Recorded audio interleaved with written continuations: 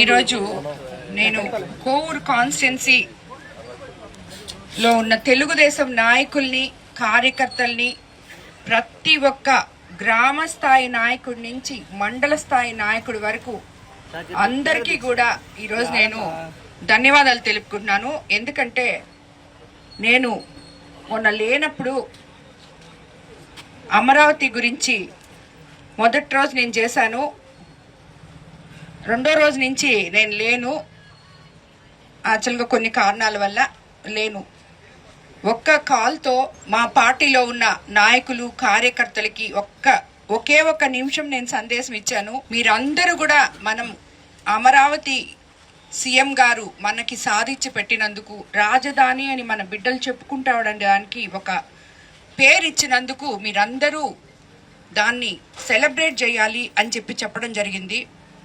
ఒక వీడియో కాన్ఫరెన్స్లో చెప్పాను. నేను 9,000 మందిలో 8,000 మంది హాజరయ్యారు. ఆ రోజు 8,000 మంది కూడా ప్రతి గ్రామంలో 82 పంచాయతీల్లో 20 వార్డులు, ఇక్కడ బుచ్చిలో అలాగే కోవూరు టౌన్లో 20 వార్డులలో ప్రతి దగ్గర ప్రతి నాయకుడు ఇది నా పని, నేను చేయాలి, నా రాజధాని, మా ముఖ్యమంత్రి గారు మాకు గిఫ్ట్గా ఇచ్చారు, మా ఎమ్మెల్యే గారు మాకు చెప్పారు, మేము చేయాలి అనే విధంగా రాష్ట్రంలో ఎక్కడా లేని విధంగా 3 రోజులు ఒక పండగ వాతావరణంలో మన కోవూరు కాన్స్టిట్యున్సీని తీసుకెళ్లిన ప్రతి నాయకుడికి, ప్రతి కార్యకర్తకి, ప్రతి మండల నాయకులకి, గ్రామ పార్టీ నాయకులకి ఏ ఒక్కరిని కూడా మిస్ చేయకుండా ప్రతి ఒక్కరికి కూడా శిరస్సు వంచి నమస్కరిస్తున్నాను. నా మీద నమ్మకంతో ఇంతమంది ఈరోజు నాతో కలిసి నడుస్తున్నారు అని చెప్పడానికి ఇదే నిదర్శనము.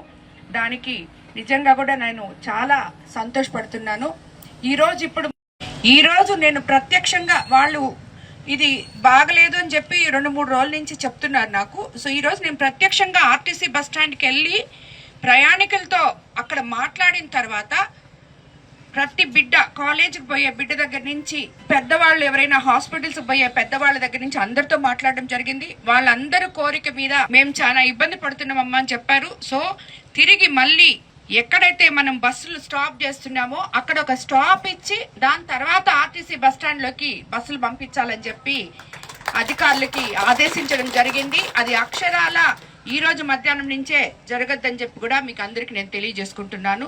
ఎందుకంటే మన తెలుగుదేశం ప్రభుత్వంలో ప్రజలు ముఖ్యం, ప్రజలు ఎక్కడ అసౌకర్యం పాలు కాకూడదు అని చెప్పే ఉద్దేశంతో ఈరోజు మళ్ళీ ఈ నిర్ణయం తీసుకోవడం జరిగింది. అలాగే ఇక్కడ ఇప్పుడు ఈ బుచ్చి మున్సిపాలిటీలో ఎన్నో ఏళ్ల కళ అయిన ఈ మార్కెట్ కంప్లీట్ అయింది. ఇది మన ముఖ్యమంత్రి చంద్రబాబు నాయుడు గారు డ్రీమ్ ప్రాజెక్ట్ లాగా మన కోవూరు కాన్స్టిట్యున్సీలో P4 ఆయన ఎంత ఇదిగా చెప్తారో దానికి ఒక చిన్న ఎగ్జాంపుల్ మాత్రమే ఇది. P4లో తేజో డెవలపర్స్ అనే వాళ్ళు సుమారు 61 రూములు ఇక్కడ కట్టడం జరిగింది.